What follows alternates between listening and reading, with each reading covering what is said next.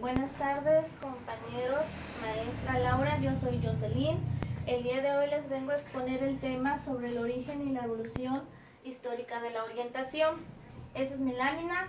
En esta lámina yo lo que quise hacer fue retomar los puntos más importantes del tema y los resumí en lo que es antecedentes que empezaron en el siglo XIX, sobre Stuart Mill, que fue la biografía que nos mandó de él, y sobre Emily Durkheim. En lo que es el origen y la evolución histórica de la orientación, encontramos a ciertos personajes. Dentro de esta lectura yo encontré a 4 que son Acon y Stuart Mill, que ellos participaron en el año de 1795 a 1857, a Durkheim en el año de 1858, a James en el año de 1840 a 1917 y a Dewey en 1952 hasta ahí. Ellos 4 o 5 personajes más bien, los primeros fueron positivistas, Durkheim fue socialista, James trabajó con lo del pragmatismo y Dewey con el instrumentalismo. Ellos nos dicen que durante la orientación educativa, en estos antecedentes, todo fue como que un empirismo, una doctrina donde era todo filosófico, donde solamente se fundamentaban los hechos. Aún así, como que todavía no había un resultado como que digamos verídico o palpable o que se pudiera notar, solamente eran hechos, o sea, puras conjeturas. Durante este origen de la evolución, tuvo gran influencia lo que fue el positivismo, que se notó más en lo que fue con Stuart Miller y Durkheim. Ellos fueron los que participaron más. Ellos fueron positivistas y socialistas, trabajaron mucho. Durante esta historia mencionaba la lectura que también hubo un personaje que fue Broca, que aquí nos lo dice él, que durante el nacimiento de la medicina, que fue en 1830 a 1860, lo que fue Müller, Bernard y Broca, pero en especial más Broca, fue el que estudió el caso de un enfermo, como ya nos los había comentado usted en el video, donde estaba hospitalizado, donde fue incapaz de tener un habla que fuera tangible o que se pudiera entender. Entonces lo que falleció esa persona y lo que ocasionó fue que en la autopsia se revelara que tenía una lesión. Fue donde Broca encontró o situó el centro del habla en esa autopsia que le hicieron. Él dice que se centró ahí y que pues de ahí dependía el problema que tenía esta persona. De ahí fue que él hizo el método de Broca, su extensión, y desarrolló lo que fue la extirpación de partes del cerebro. Fue cuando ya se pudo hacer un mapa del cerebro. Digamos que anteriormente solo se visualizaba en una sola figura, ahora pues ya estaban lo que eran los 2 hemisferios y en cada hemisferio o cada parte del cerebro podemos encontrar ciertas particularidades, lo que es el habla, los movimientos, lo que es lo artístico, lo matemático y todo así.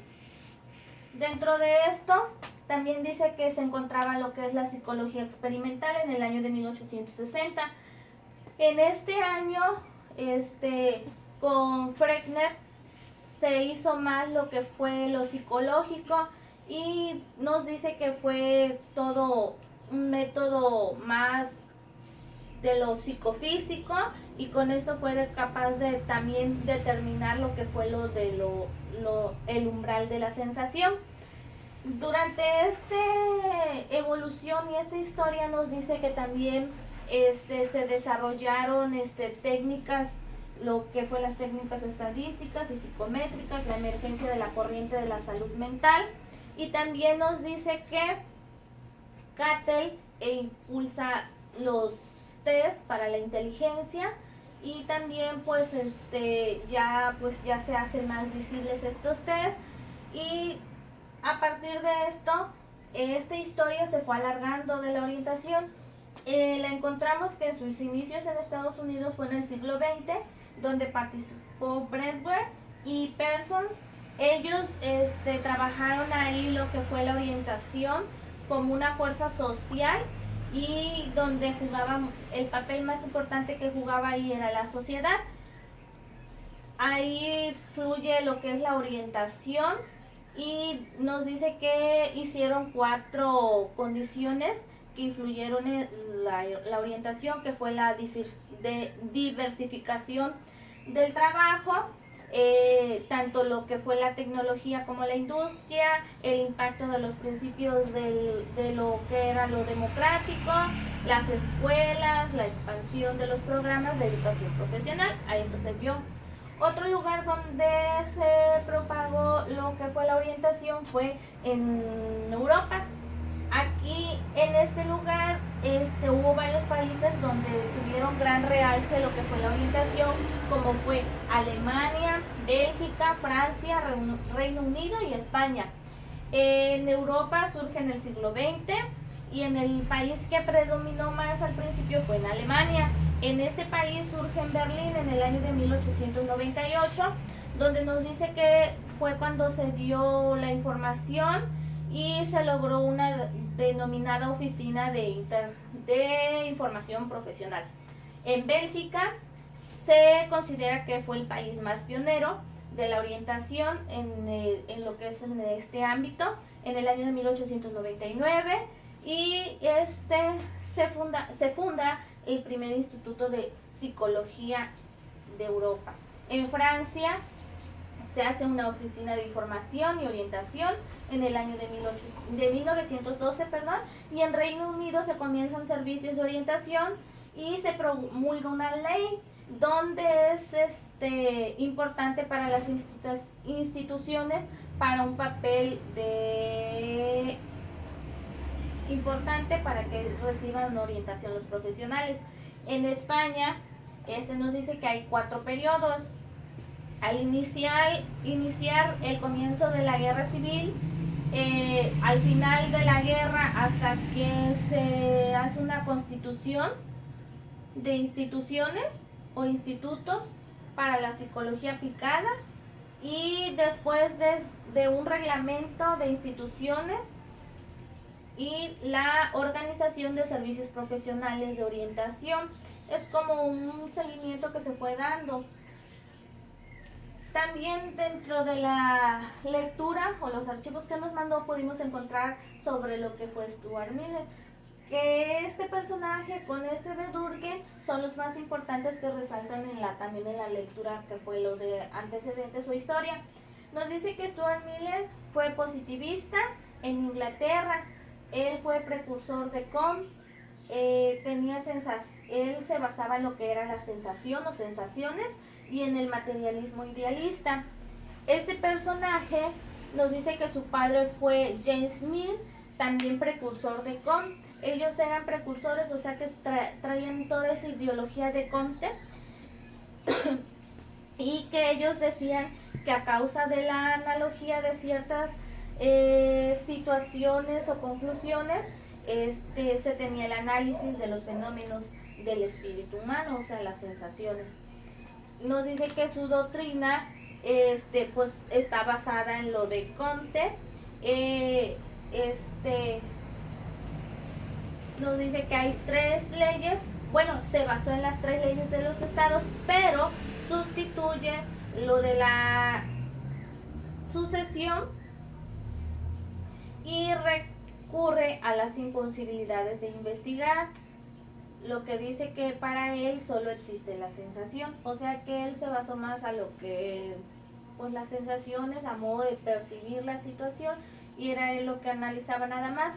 Durkheim fue un sociólogo que nació en el año de 1858 y muere en el año de 1917. Él fue filósofo francés, positivista, seguidor de Comte también tenía basado en lo que era todo eso del positivismo de Comte. Nos dice que él fue el creador de una escuela en Francia de la sociología, y también nos dice que se considera como el padre de la sociología con Karl Karl Marx y con Max Weber. Para él nos decía que para Durkheim la ilustración pues era algo como que negativo, también fue conservador. En su teoría nos afirma que el objeto distintivo de la sociología debe de ser estudiado en hechos sociales, o sea que también se basaba en lo que hacía la sociedad, al igual que Stuart Mill.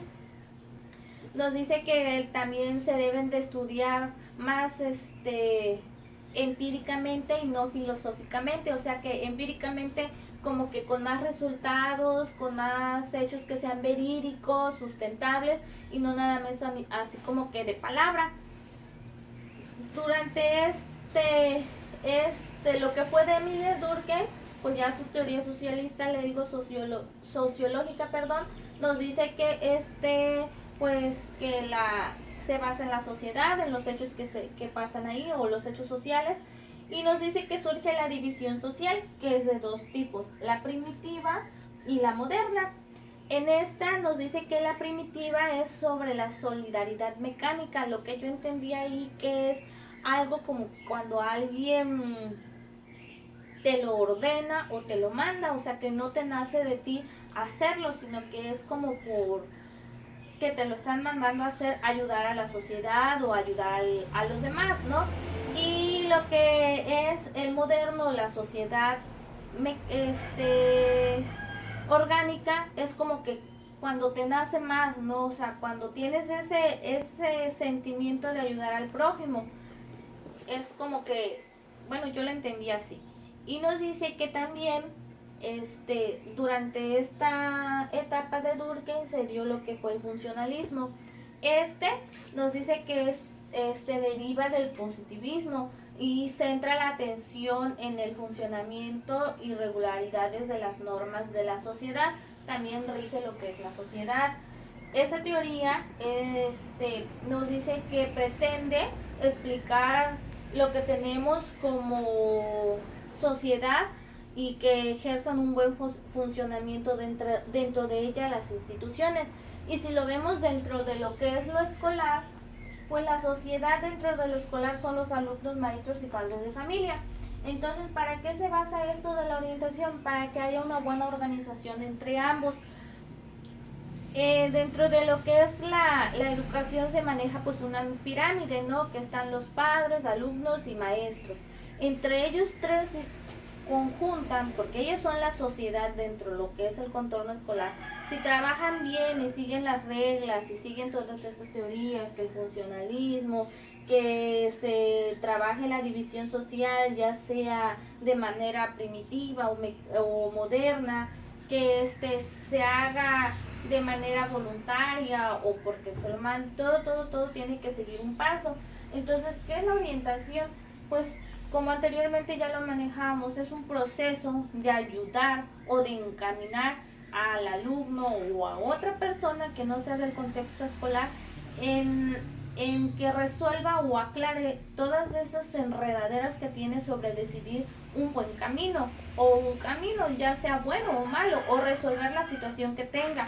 Para eso es la orientación, y como podemos ver en lo que es su historia, en todo eso su evolución, pues es de años que se viene estudiando desde el siglo XIX hasta la actualidad, siglo XX o siglo XXI todavía se sigue viendo. El error, como anteriormente lo veíamos más atrás y lo comentábamos, que es que la orientación la han tomado como materia, entonces como que eso se ha quedado como que estancado porque se le da una asignación o una calificación, cuando realmente se debe de evaluar o considerar de gran importancia para darle mejor un seguimiento y no una calificación. ¿Por qué? Porque a veces los alumnos en esta materia o un taller o como lo trabajan en ciertas instituciones, lo ven nada más como de que cumplo por tener una calificación o por pasar, y no porque realmente tengan un aprendizaje o les esté sirviendo esa orientación para algún cambio más adelante. También nos decía que lo que es la edad o en la etapa de la secundaria es cuando más se da o se necesita más esta orientación. ¿Por qué? Porque es en el cambio en el que están los adolescentes, en el de que dejan de ser niños, pasan a la adolescencia, y de la adolescencia pues ya empiezan a ser pues jóvenes o todo eso, y tienen ciertos cambios, o sea, es cuando más están indecisos y es cuando más ayuda necesitan, más orientación, de que alguien los esté guiando y los esté escuchando, o los esté tratando. La orientación es de gran importancia, como nos lo dicen, todo lo que es la historia y todo eso es de gran importancia. ¿Por qué? Porque hoy en día pues hace falta mucho esa orientación. Hoy en día los alumnos no saben qué van a hacer cuando terminen una carrera de estudiar, o no saben qué estudiar. Por lo regular el grado más máximo que terminan de estudiar es la secundaria. Muchos ya no siguen a la prepa o ya no terminan una carrera. ¿Por qué? Porque no hay esta orientación. En secundaria la orientación la han tomado como materia, o como un taller, y la han dejado así nada más por